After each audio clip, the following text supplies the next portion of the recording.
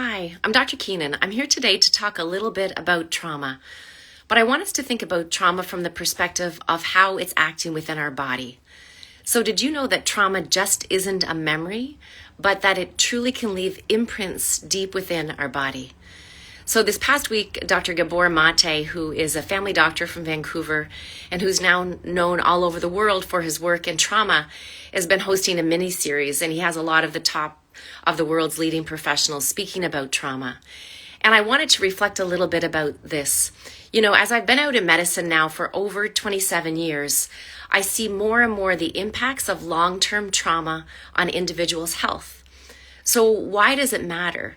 You know, we often think about that disease is oriented simply within the physical parts of the body. And you know, for me, I was an emergency room doctor for 20 years. So trauma to me meant someone that came in from a car accident, a boating accident. It was broken bones and we could put them back together. But what I've seen now in my work in lifestyle medicine and in functional medicine is that it's this deep trauma that's held within the body.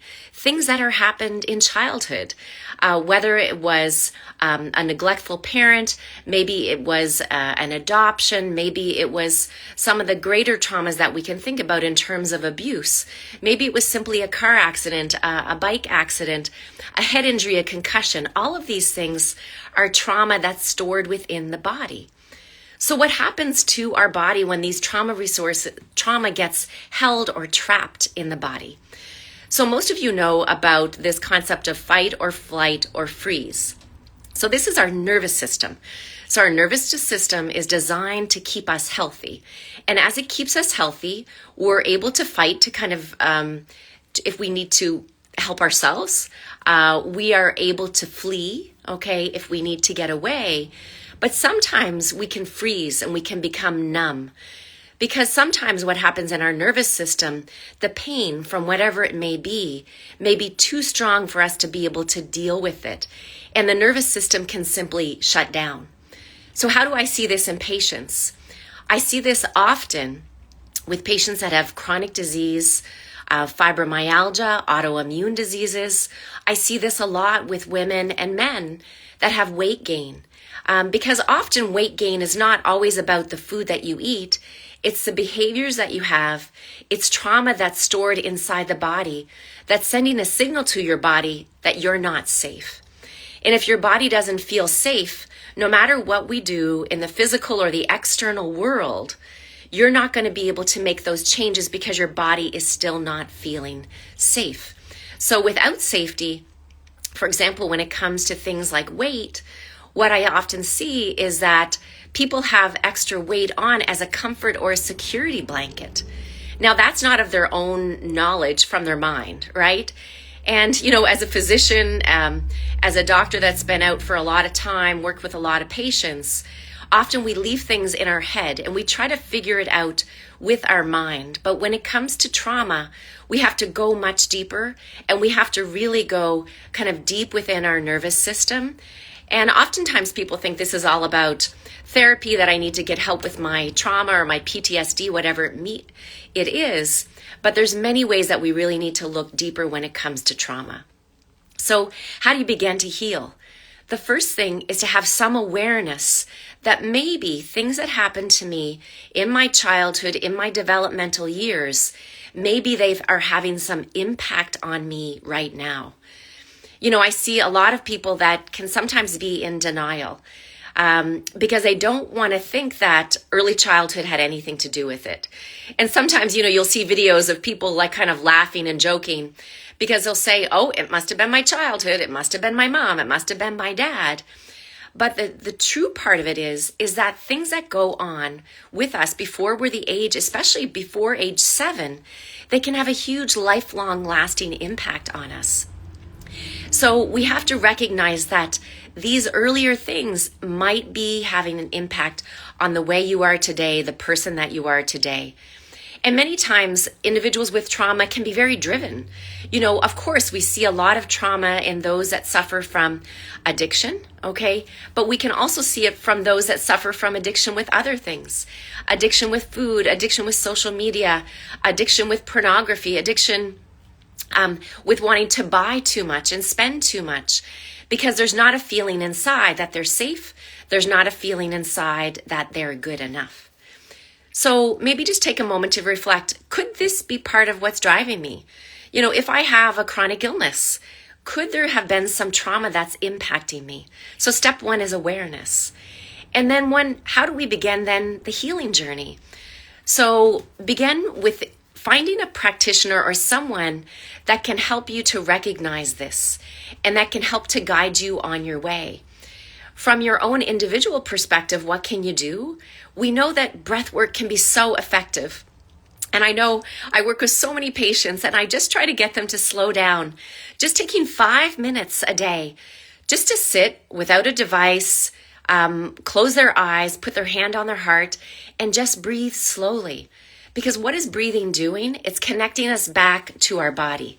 I think one of the greatest things that I see, in particular with women and men that suffer from health conditions, is that they lose their connection to their body.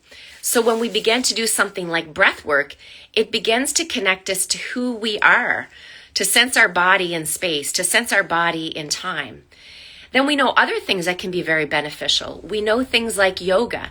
We know things like qigong. We know that spending time in nature, going for a walk in the forest, putting your barefoot feet on the ground, this type of work can be very beneficial as well to begin the healing process. So today, I'm not going to get into all of the steps that we can do to begin to heal, but I want you just to begin to think about it that, if I'm suffering from something outside, or maybe the doctors don't seem to have any answers or solutions to what may be troubling me, well, that can still be that something is being held deep within your body. That as physicians, we don't have those explained answers for, but we know that it's that energy that's stored inside of us.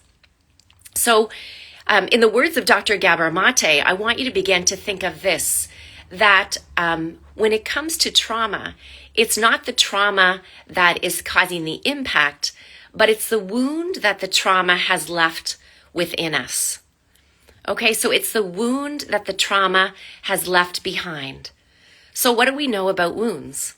Well, we know that if you cut your finger, the body is designed, whether you have a Band-Aid or not, the body is designed to heal it. It's going to heal that cut.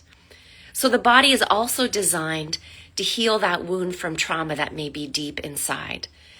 Now, the journey of that type of healing can take a lot longer than a few days for a scratch on your skin to heal, but I want you to know that there is hope. I've seen people heal from the greatest traumas. So today, I want you to remember that there is hope for healing, that with every breath, with every choice that you make, this is enabling your body to make safe connections.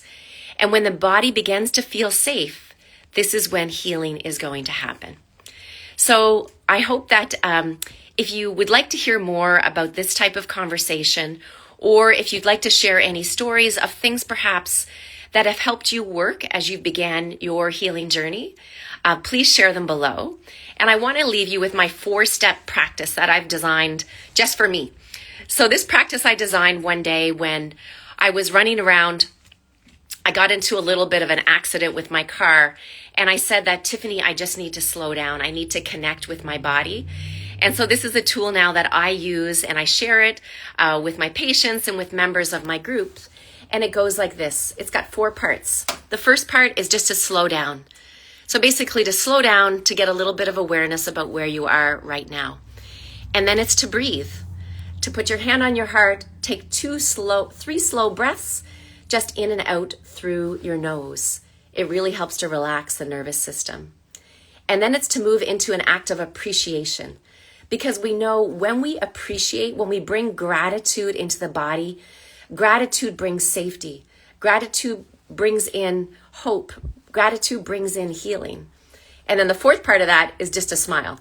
And really, when you bring in something that you have gratitude and appreciation for, the natural tendency of our body is just to smile. And that's because the body wants to restore us to complete health. The body wants us to feel safe. The body wants us to feel secure. So I hope a little bit of this may resonate with you. If not, feel free to share it with someone else. As always, I'm here to listen. I'm here to help you, to hope, and to give you some hope and for some inspiration as we move forward. I hope you have a wonderful day. Bye for now.